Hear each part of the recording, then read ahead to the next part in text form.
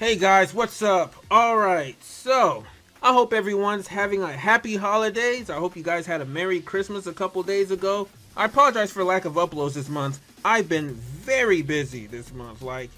Between just the holidays, spending time with my family, and working on Sonic Rebound, plus a Dr. Starline short that I've been trying to get out. It's like two different animations that I'm coming out with simultaneously. So I just been very busy, and the thing with me is when I'm focusing on a project, I like to just give my undivided attention to it.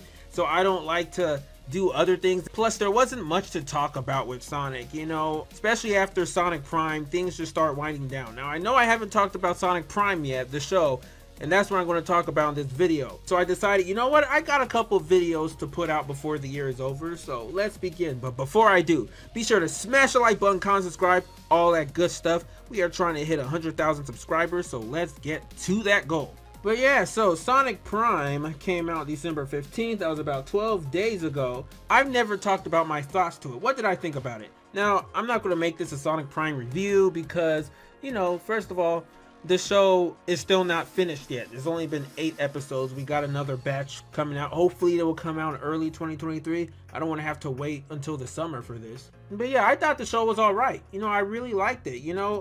If I had to rank all the Sonic IPs, the Sonic projects that came out this year, Sonic Movie 2, Origins, Frontiers, and Prime, I think number 1 would be Sonic Movie 2. I think that one was the most hype of the Sonic projects this year, followed by Sonic Frontiers. Sonic Frontiers is right underneath that. I love Sonic Frontiers, really enjoyed the game. Could have been better, and I know with the DLC next year it's really going to improve, but it's slightly below Sonic Movie 2, because Sonic Movie 2 was just really good and solid with just a few flaws in it. Then third would be Sonic Prime, and I will talk more about Sonic Prime. And then last is definitely Sonic Origins. The compilation overall was pretty meh. The games were solid, obviously, the classics, but the compilation itself was meh. So that's my ranking. But alright, so I thought Sonic Prime was alright. When I first watched the first episode, it kind of dragged. It was a 40-minute or 40-something minute episode. And it first aired in Roblox. I saw it kind of dragged in. There was a lot of flashbacks in it. So I know a lot of the people that have been memeing about Ian Flynn, eat your heart out, because there were a lot of flashbacks. And at first it threw off the pacing. But as the episodes continue, the flashbacks start making a lot of sense and it starts weaving into the story, and I really enjoyed it. Yeah, just when the show was getting really good in the second half from episodes 5 to 8, then it ends abruptly on episode 8 when Shadow is angry at Sonic, and I was like, damn it, I really wanted to see more. So yeah, Sonic Prime starts off alright, but then it ends on a high note, and I can't wait to see more of it. There were some animation errors here and there. There's actually a floating tree in Sonic Prime. I want to see if I can pull up the screenshot. And, there's some errors here and there. I don't know how Netflix does things. I don't know if they fix errors and patch things and then add it later. Kind of like what Disney Plus does. They did that to a She-Hulk. When She-Hulk first came out, it was looking very iffy on the CGI. Good job to all the animators who worked on this show. I can tell this was done by a lot of Sonic fans and a lot of Sonic artists, and this just feels like an official Sonic animation made by fans. So I'm always going to acknowledge something like that and commend it. And it's cool that Jacksepticeye was even in the show too. He voiced one of the pirate characters. In the 8 episodes, Sonic visited 3 alternate universes. First one was the Eggman Dystopia universe. Then the second one was the jungle alternate universe. Then the third one was the pirate.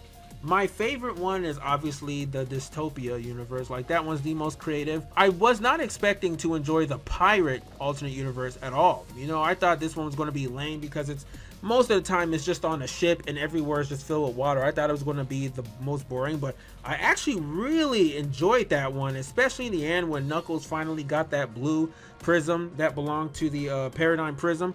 I can tell he's going to have a villain arc later on in the show, but we'll have to wait until the next batches of episodes to see that. And yeah, my least favorite universe is the jungle one. It was just it's funny because the concept art was the most interesting, seeing a barbarian savage Amy, and when I saw it, it was all right. It was all right. So show started off kind of slow, but it picked up in the second half. By the way, Knuckles' character in the Pirate universe is called Dread. It's kind of funny because there's some Sonic content creators that call themselves Dread and they're like Knuckles fans. So it's pretty cool that that's what they call Knuckles in the Pirate universe. In every universe, all of Sonic's friends have different names, and I like how each character is focused in their own alternate universe. Like Tails or Nine is the focus of the Eggman Dystopia universe. In the Jungle universe, Amy is the focus on that. I forgot her name in that universe. And then in the third universe, the Pirate universe, it's Knuckles. So I'm pretty sure there's going to be one more universe in this show, and it's going to focus on Rouge, because in this show Sonic hangs out with 4 of his friends. So there's 5 of them all together, you know, Sonic, Tails, Knuckles, Amy, and Rouge. It's kind of weird that Rouge is hanging out with Team Sonic instead of like with Shadow. But yeah, since Shadow wasn't affected by the Paradigm Prism because he used Chaos Control, and so him and Sonic are the only characters that are not affected by, you know, these alternate universes. So we have one more Paradigm Prism shard left, and it's kind of funny that no one's really talked about this. Now, the Dystopia Eggman universe is based on the red Paradigm Prism, and if you notice, like each prism color reflects that universe. Like the red Paradigm Prism reflects like the red clouds and just the red tone and atmosphere of the Dystopia. You know, it kind of gives you that chemical plant feeling because of how like polluted and industrial places are. And then the second alternate universe, the Jungle one, is obviously the green Paradigm Prism, or the green Prism shard. And then the Pirate universe is, you guessed it, blue, because blue ocean. So the last one is yellow, the yellow Paradigm Prism. But what type of atmosphere or environment does that represent? The desert, you know, like a desolate wasteland desert. So I predict that is going to be the next alternate universe we see in the next 8 episodes, I'm pretty sure. Or I think they call these seasons now. I think they broke them up. You know how Netflix does. So the next 8 episodes will be season 2, and then the final 8 episodes will be season 3, making it 24 episodes altogether, which is weird. But if you look at Sonic Sat AM, isn't Sonic Sat AM like altogether 26 episodes? And it's 2 seasons, so one season is like 13 episodes. So yeah, there's never been a season 3 of Sonic Sat AM. I'm willing to bet that the next alternate universe is going to be a desert wasteland, and it's going to reflect the yellow Paradigm Prism shard, because there were 4 Prism shards that make up the Paradigm Prism. So yeah, I'm pretty surprised no one's mentioned that. The flashbacks were kind of overkill in this show though, especially when they did the pixel animation, like the one with Sonic and Knuckles from Hidden Palace. Like I remember Premi told me that, oh, you're going to love this one because it's a Sonic 3 and Knuckles flashback. But I saw it and I was like, this part is pretty lame and unnecessary, you know? Like, we're not even going to talk about the pixels, because I know a lot of people are criticizing the pixels and how Sonic and Knuckles looked, and their eye color just did not fit right. Like, why couldn't they just make them look like the way they looked in the original games? Also, that's not how Sonic and Knuckles met. They met in Angel Island, not in Hidden Palace. So yeah, it's kind of weird. And it's like, you know, the creators mentioned several times that Sonic Prime is canon. They officially stated that. So I know there's been a lot of discourse on Twitter and you know, the Sonic community about Sonic Prime being canon and Sonic's characterization. So to be honest, I don't really care about this, because I mentioned before how Sonic canon doesn't really matter anymore. You know, it's whatever Sega decides it's successful. You know, Sonic 4 episode 1 and 2 was not successful, so Sega never made an episode 3, and they canceled out Sonic 4 from the canon. Otherwise, if Sonic 4 was a very successful game, they would have made episode 3 and it would have been canon. But they didn't, so that's how Sega operates. But here's how I see it. You know, it's based on the game canon, but that doesn't mean it's necessarily canon. Just because something is based on the canon does not make it canon. Think of Agents of S.H.I.E.L.D. for you Marvel fans out there. You know, Agents of S.H.I.E.L.D. was based on the MCU canon. However, it was not canon to the MCU. Like, the MCU never acknowledged Agents of S.H.I.E.L.D. And now we know that Agents of S.H.I.E.L.D. was its own separate thing, its own universe, or part of the multiverse.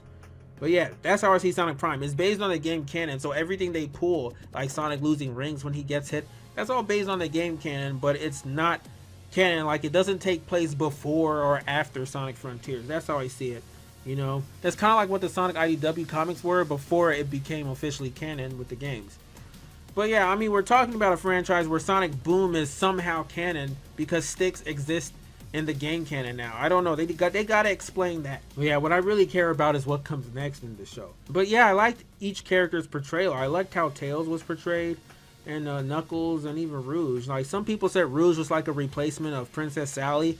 Kind of. I mean, they definitely removed her sex appeal, and it's funny because, like, let me play this video right here. The only thing that doesn't look good is that they don't have Rouge's cleavage, so that's kind of ruins it, to be honest. Like, what's even the point? Like, look at that. They gave her a fucking jacket and a zipper. Like, zip it down, Rouge. Show us what your mama gave you, bro. It's funny because, you know, some people are like, oh yeah, they completely took away her sex appeal. It's like, you guys don't have to worry about that because I got you. I got you guys in Sonic Rebound, so don't worry. You want that sex appeal in Rouge? You got it. Oh yeah, also, I forgot to talk about the voice acting. Yeah, I thought they were all good, except Knuckles. He sounded weird in every universe. I think he sounded better in the Dystopia universe, but he just sounded weird in the regular Sonic universe. And yeah, it was done by Brian Drummond. Yeah, I expected a lot more from him, but yeah, he's definitely my least favorite Knuckles voice ever. But yeah, I like Tails' voice. Tails actually sounded even more than a boy than Colleen O'Shaughnessy does. And I love Colleen voice acting as Tails. But if I had to choose who to replace who, I would definitely replace Tails and Shadow, especially Shadow. Yeah, this guy is miles better than Kirk Thornton. If you guys haven't noticed, I've always disliked Kirk Thornton's impression of Shadow. I can never get behind it. It sounds too gruffy to me. But yeah, and that's why in Sonic Rebound, I just had Shadow, you know, his voice be modeled after Jason Griffith, you know, because I prefer that. But yeah, I like Shadow and Sonic Prime. And Sonic's voice, of course, I liked Devin Mack's impression of Sonic. It's like a hybrid of Roger Craig Smith and Ryan Drummond. Like, sometimes it sounds like Ryan Drummond, sometimes it's almost identical to Roger Craig Smith. So yeah, those are definitely my favorite voice actors. Voice actor for Sonic, Tails, and Shadow in Prime. But yeah, Netflix, they're going to continue Sonic Prime if the show is successful. But at first I was worried. I'm like, oh shit, if people don't support this, they're not going to continue past 24 episodes, right?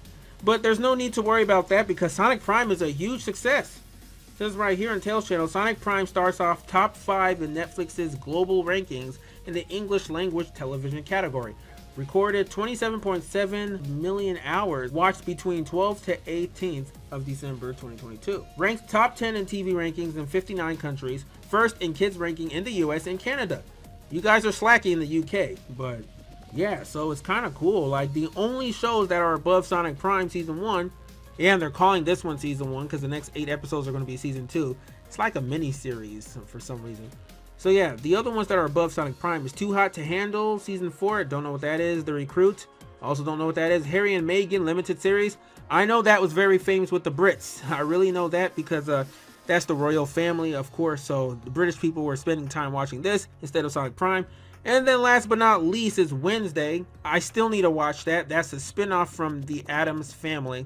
Everyone's been talking about that. That's like the next big thing after Stranger Things on Netflix. So yeah, that is pretty cool that Sonic Prime is this popular. You know, this is the power of the Sonic movies.